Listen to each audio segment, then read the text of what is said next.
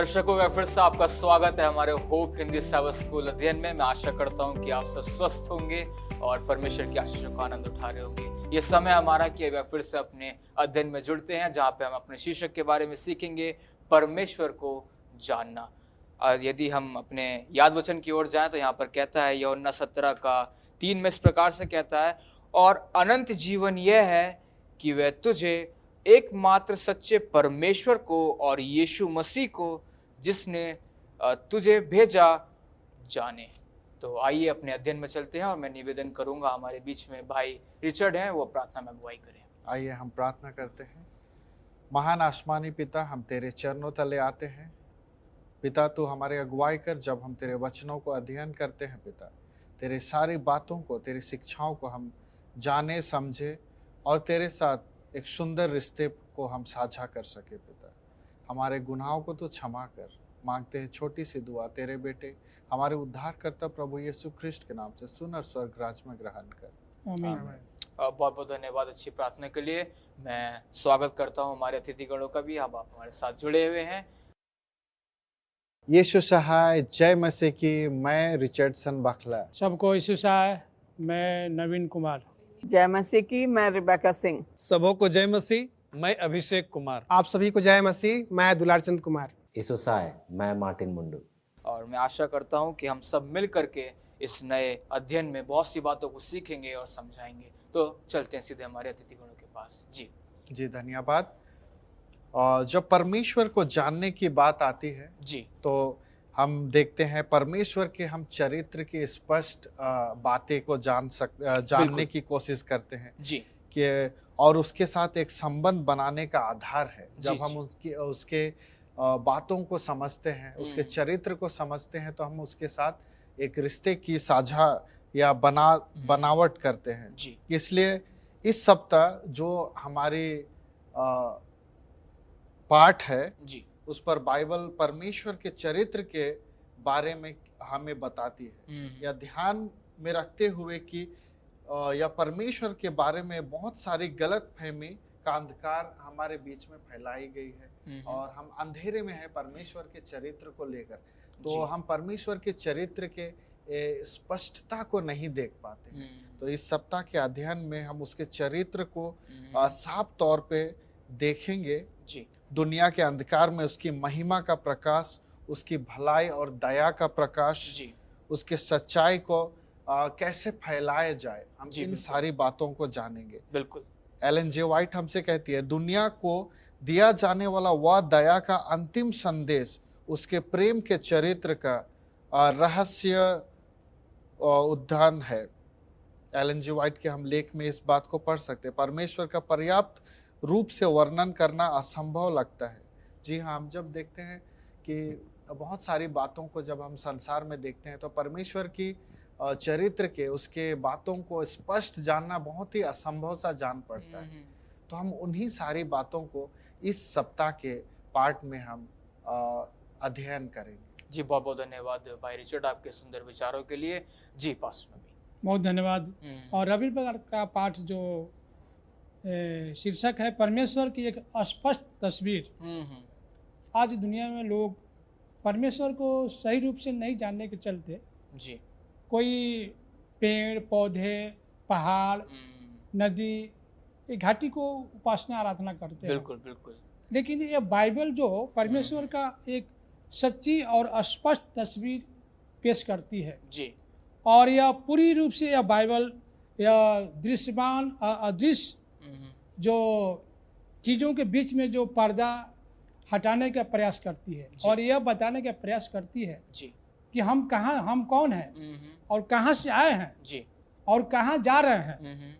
ये सारे चीज़ों को दिखाने का प्रयास ये बाइबल करती है जी।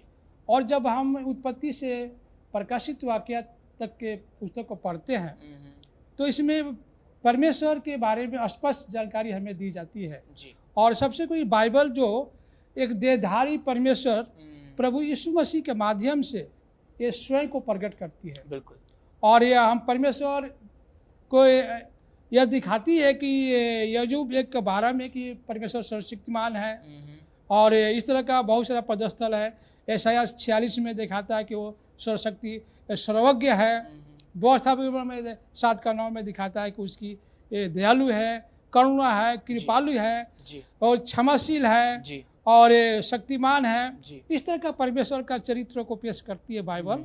और जब हम परमेश्वर के बारे में पूर्ण रूप से और जितना अधिक हम जानते हैं, उसके प्रेम को हम जानने की कोशिश करते हैं, तो उतना ही हमारा जो परमेश्वर के प्रति हमारा घनिष्ठ रिश्ता और भी बनते जाता है। लेकिन परमेश्वर लूसीफर ने जो परमेश्वर के चरित्र पर क्या किया, संदेह प्रकट किया। उसने सृष्टि का पहला आदम और हवा को यह संदेह प्रकट किया कि परमेश्वर अच्छा नहीं है, प्रेमी नहीं है। और उनके बीच में आज दुनिया के बीच में एक महान विवाद खड़ा कर दिया है। ये लोगों को आज जो परमेश्वर को नहीं पहचान पा रहे हैं और भ्रम के जाल में फंसे हुए हैं। लेकिन एलेन जी वाइट जो कहती है कि परमेश्वर वह नहीं चाहता जो आपके लिए सबसे अच्छा हो और आप उस पर भरोसा नहीं कर सकते। और एलेन वाइट इस विस्तार से कहती है कि वह बड़े विवाद परमेश्वर वह शुरुआत किया। शैतान का मकसद परमेश्वर के चरित्र को गलत तरीके से पेश करना और उसके नियमों के खिलाफ विद्रोह भड़काना था। और इस प्रकार आज हम जो उलझे हुए हैं परमेश्वर को पहचानने में कि परमेश्वर कौन है, और हमें भटक गए हैं परमेश्वर से।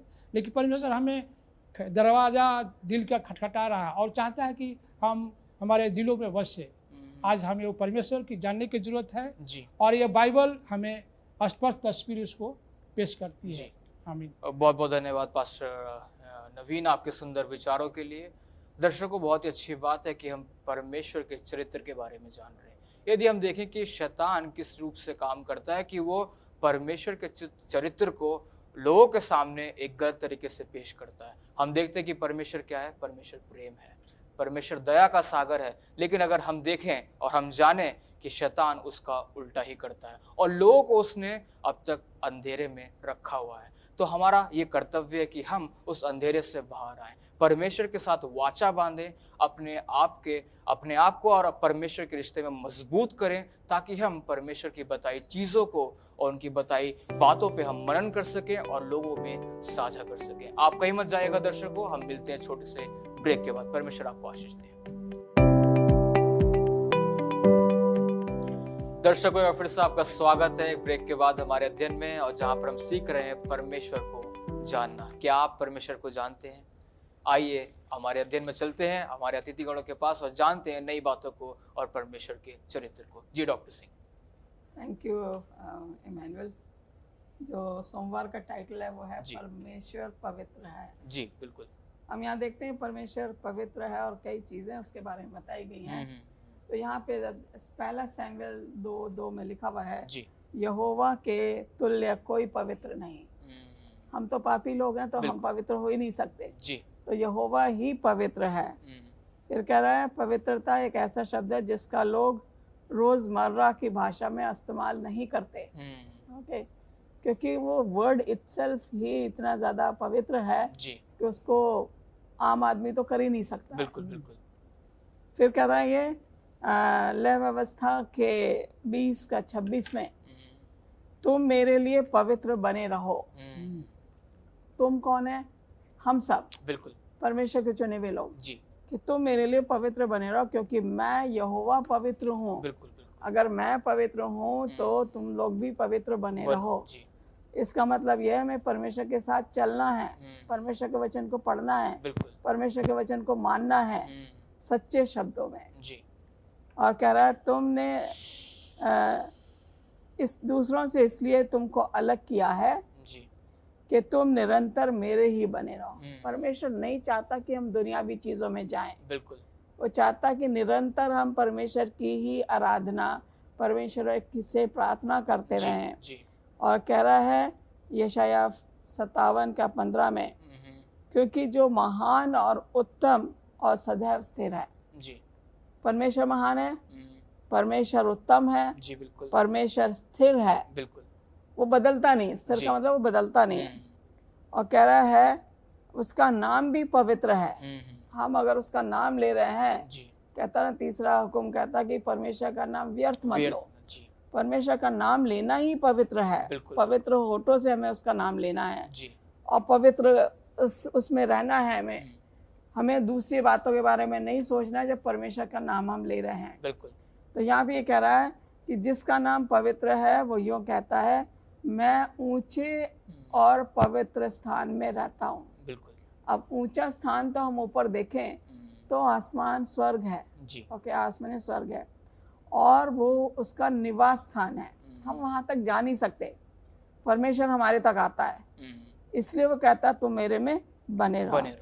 एग्जाम्पल देख लें, मूसा, यशाया, यहेजकेल और दानियल। जी। इन लोगों को, मूसा को जब वहां था सिनै पहाड़ पे और जब उसने आग जलती देखी, जी। परमेश्वर ने क्या बोला, जहां तू खड़ा है वो पवित्र स्थान है, अपने जूते निकाल। जी बिल्कुल।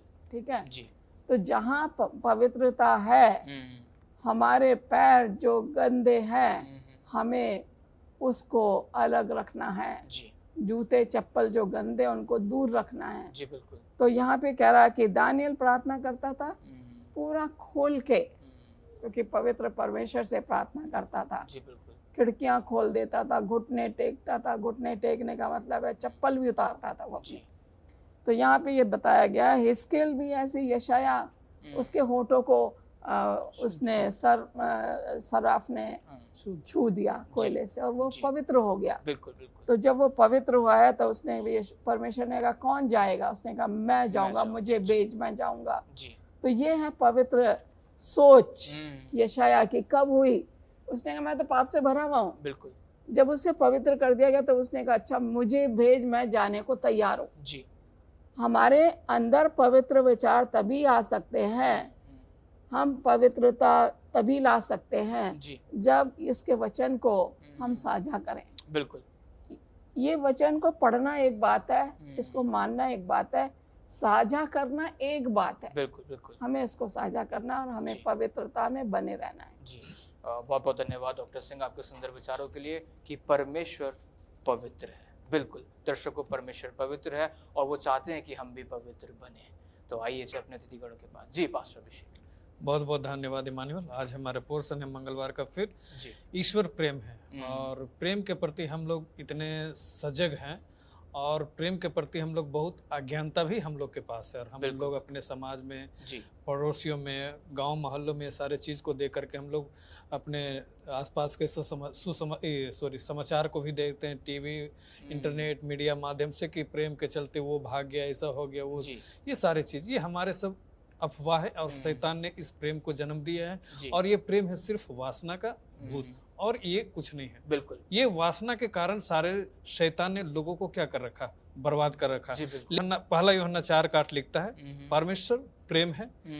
यूहन्ना यह नहीं करता कि परमेश्वर प्रेम में है, बल्कि परमेश्वर प्रेम है। जी। प्रेम का मतलब है उसका चरित्र, उसका चरित्र का सार कैसा, वो उसका चरित्र कैसा है। प्रेम डाह नहीं करता, प्रेम बड़ाई नहीं करता, प्रेम शोर नहीं मचाता, प्रेम हल्ला नहीं करता। बिल्कुल बिल्कुल। फिर ये लिखता है परमेश्वर प्रेम है, जो प्रेम में बना रहता वह परमेश्वर में बना रहता और परमेश्वर उसमें बना रहता, जो हम यूहन्ना के 4:16 में हम इसे देखते हैं। फिर हम देखते हैं परमेश्वर प्रेम का मतलब जो है, प्रेम का 2 अर्थ है जो हम इब्रानियों और इब्रानियों की भाषा में जो एक शब्द है हेसेड, और हेसेड का अर्थ है वचनबद्ध प्रेम का वर्णन करता है। वचनबद्ध कहने का मतलब लकीर ऐसा कि ना तो इधर ना तो उस पर बने रहना, और उस चीजों को, इसका अर्थ ये दिखाता है कि वफादारी, सुरक्षा, दृढ़ता, कोमलता का गुण जो है वो समाहित हो, और वो हमारा कहाँ है? यीशु मसीह में है। जी बिल्कुल। फिर हम देखते हैं इब्री का शब्द जो है, इब्री और ग्रीक का एक शब्द है, उसमें हम देखते हैं अलग अलग नामों से इसका उपयोग किया है, जिसका अर्थ को हम दर्शाते हैं सुंदर चरित्र के द्वारा। और सुंदर चरित्र के द्वारा यह हमें, जो उत्पत्ति की 15:2 में हम देखते हैं, वो सदा काल तक राज्य करेगा। क्यों राज्य करेगा? उस प्रेम के कारण। उस प्रेम के कारण वो हमारे साथ राज्य करेगा। फिर लिखता है अपने पुत्र को इस पृथ्वी पर भेजा है, क्या करने के लिए? प्रेम करने के लिए, जो हम यूहन्ना के 3:16 में देखते हैं। रोमियो का 5:8 में जो देखते हैं, जो पापियों के लिए मरा। क्या के लिए?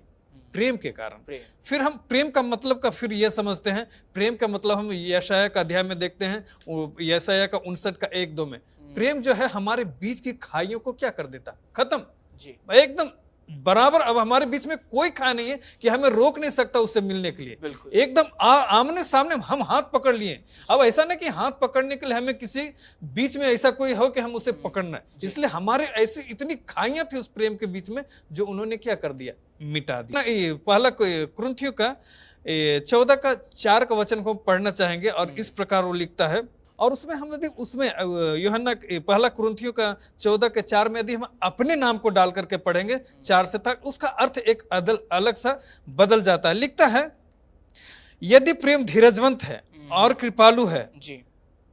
अभिषेक डाह नहीं करता, अभिषेक अपने बड़ाई नहीं करता और फूलता नहीं, वह अनिरीति नहीं चलता, वह अपनी भलाई नहीं करता, झुंझलाता नहीं, बुरा नहीं मानता, कुकर्म से आनंदित नहीं होता, परंतु सत्य से आनंदित होता है। अभिषेक सब बातों को सह लेता है। इन सारी बातों को यीशु के प्रेम के बारे में हमें क्या करता है, दिखाता है। इससे हमें यह जानना है कि वास्तविक यीशु ही प्रेम है और यीशु बदलता नहीं।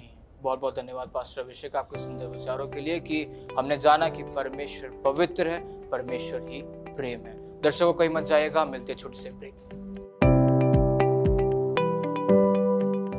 दर्शकों फिर से आपका स्वागत है हमारे दिन में, जहां पर हम सीख रहे हैं परमेश्वर को जानना। तो सीधे चलते हैं हमारे अतिथि गुरु के पास। जी पास्टर दुलार जी। धन्यवाद देते हैं ब्रदर इमानुएल इस समय के लिए, और जिस तरह से हम लोगों ने सीख रहे हैं।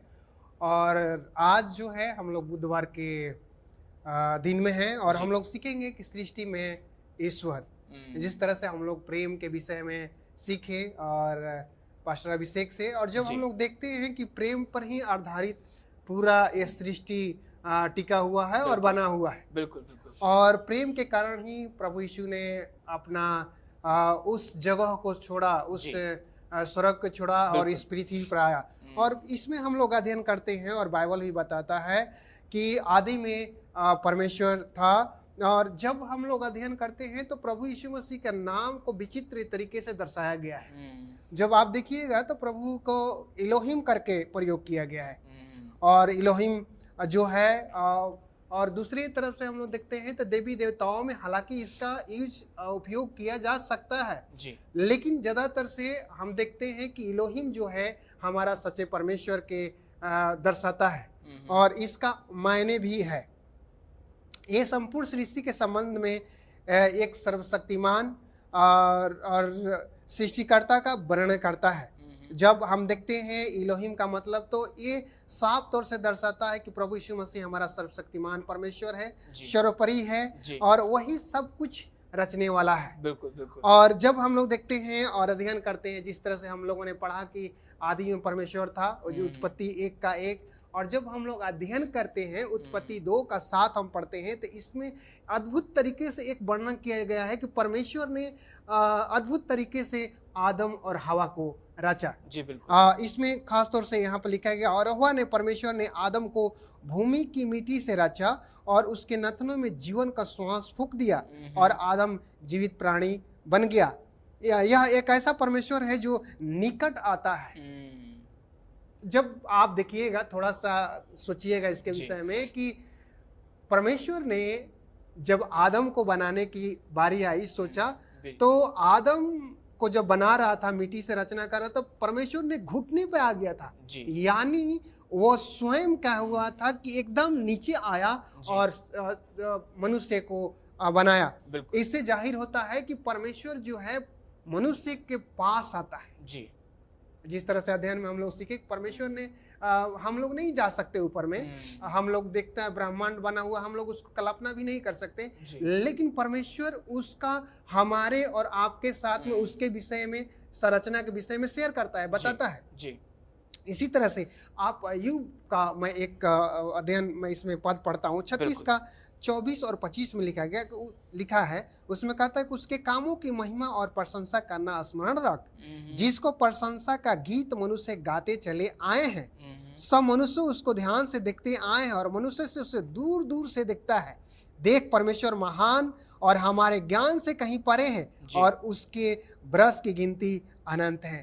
तो परमेश्वर को हम लोग इस तरह से देख सकते हैं। जी। हम देख सकते हैं जिस तरह से सृष्टि में परमेश्वर था, जी। और हम लोग ऐसे भी सोचते हैं कि परमेश्वर कल भी था, आज भी है और हमेशा रहेगा भी। जी। और इसीलिए बोला गया है कि परमेश्वर जो है हमारा सर्वशक्तिमान परमेश्वर है जी। और सब कुछ जानने वाला हमारा जी परमेश्वर बिल्कुल। बहुत बहुत धन्यवाद पास्टर दुलाचंद आपके सुंदर विचारों के लिए कि परमेश्वर हर जगह है। चलते सीधे हमारे अतिथिगण के पास। जी भाई मार्टिन। बहुत बहुत शुक्रिया। और यदि हम देखें तो परमेश्वर के प्रेम के विषय में देख रहे हैं और शब्द इमैनुअल को देखें तो वो परमेश्वर के प्रेम को दर्शाता है। क्योंकि यदि हम मत्ती 1:23 को पढ़े, स्पष्ट करता है कि इमैनुअल परमेश्वर क्या है, हमारे साथ है। जी। और जो हमारे साथ है वो सृष्टि करता है। बिल्कुल। वो सबसे ऊंचा स्थान में रहने वाला, सोचिए हमारे बीच में अपना डेरा कर रहा है। जी बिल्कुल। तंबू लगा रहा है। ये प्रेम का सबसे बड़ा हम देख सकते हैं, परिभाषा देख सकते हैं। यूहन्ना 3:16 अद्भुत रीति से जो है परमेश्वर के चरित्र को, कि वो प्रेम है, इस चीज को स्पष्ट रूप से रखता है। बिल्कुल। यदि आपको कभी, शायद आप सफर करते हैं, कहीं जाते हैं, शायद कोई ऐसा व्यक्ति मिले जो विश्वास ना करता हो और पूछे परमेश्वर के बारे में, और यदि सबसे उत्तम जवाब होगा वो होगा यीशु मसीह। जी बिल्कुल। क्योंकि हम जानते हैं कि यीशु मसीह जो है परमेश्वर को स्पष्ट रूप से और पूर्ण रूप से हमारे सामने प्रकाशित करते हैं। जी। और यीशु मसीह आप कहते हैं यूहन्ना उसका 14:9 में कि जिस किसी ने मुझे देखा है, किसको देखा है? पिता को देखा है, परमेश्वर को देखा है। और यदि आप जानना चाहते हैं कि परमेश्वर पिता कैसे हैं, आप यीशु मसीह के जीवन को देखिए। जी बिल्कुल। जैसे यीशु मसीह बोलते हैं वैसे ही पिता भी बोलते हैं, जैसे कार्य करते हैं। आप हर एक चीज में अगर यीशु मसीह को देखा, आपने पिता को देखा। पूर्ण रीति से जो है यीशु मसीह जो है पिता का चरित्र को हमारे सामने पेश करते हैं। और यदि हम पूर्ण बाइबल को पढ़े तो हम परमेश्वर का प्रेम और चिंता को हम स्पष्ट रूप से हम यीशु मसीह के जीवन में देख सकते हैं। जी बिल्कुल। और यदि हम देखें, सुसमाचार को देखें, हमारे जो नए नियम के 4 पुस्तकें हैं उनको यदि हम करीबी से देखें तो मत्ती हमें दिखाता है कि यीशु मसीह ही वो मसीहा है जो हम सब के लिए आने वाला है। बिल्कुल। यदि आप देखें, लूका को देखें, लूका बताता है कि परमेश्वर जो हमारे दर्द को महसूस करता है। बिल्कुल बिल्कुल। फिर मरकुस को यदि आप देखें, वो दिखाता है कि यीशु मसीह चुप बैठने वाला नहीं है, अपने लोगों के लिए कार्य करता है। और यूहन्ना कहता है कि यीशु मसीह जो है ऐसे परमेश्वर है जो अपने लोगों के बीच में उनके जैसा रहकर उनको बचाता है। तो हम देखते हैं कि किस रीति से परमेश्वर जो है हमें बचाने के लिए हमारे बीच में आए। और यदि आप यूहन्ना 3:16 को देखें और उसे अगर उसके मूल भाषा में पढ़े तो मूल भाषा में कुछ ऐसा कहता है कि परमेश्वर ने परमेश्वर को दे दिया ताकि हमारा बचाव हो सके। आइए हम अपने आप को परमेश्वर के हाथों से ना छीने पर विश्वास करें, क्योंकि परमेश्वर ने हमें बचाने के लिए सब चीज कर दिया है। जी बहुत बहुत धन्यवाद भाई मार्टिन आपके सुंदर विचारों के लिए। और मैं आशा करता हूं दर्शकों कि आपने इस अध्ययन से बहुत कुछ सीखा होगा कि परमेश्वर पवित्र, परमेश्वर प्रेम, और परमेश्वर ने सब कुछ अपना आपके लिए और हम सब के लिए दे दिया। परमेश्वर आप सबको बहुत ऐसे आशीष दे। इस अध्ययन को समाप्त करेंगे। मैं निवेदन करूंगा पास्टर नवीन से कि वो दुआ में अगुवाई करें। आइए प्रार्थना करेंगे। स्वर्गीय पिता, हम धन्यवाद देते हैं सुंदर अवसर के लिए प्रभु कि हम आपके बारे में जान सके।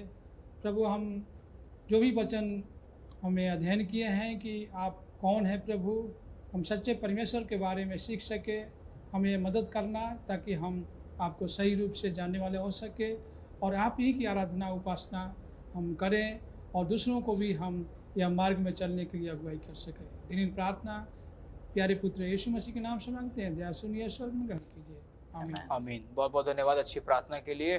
दर्शकों, आप कहीं मत जाइएगा, हम मिलते हैं अगले अध्ययन में। मैं धन्यवाद देना चाहता हूं हमारे अतिथिगणों का कि आप हमारे साथ जुड़े, और मैं धन्यवाद देना चाहता हूं आपका भी कि आपने हमारे साथ जुड़े और बहुत सी बातों को सीखा। परमेश्वर आप सबको आशीष दे।